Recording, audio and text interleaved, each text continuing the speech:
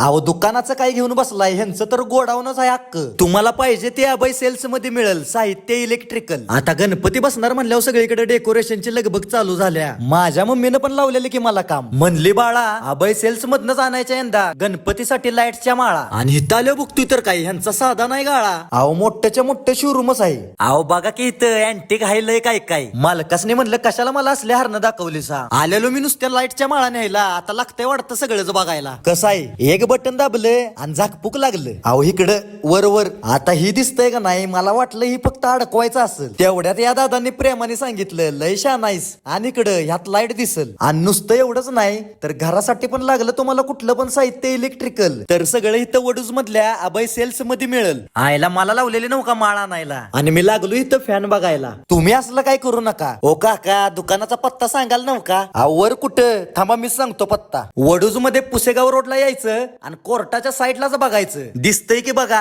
Abhay cells electricals and electronics.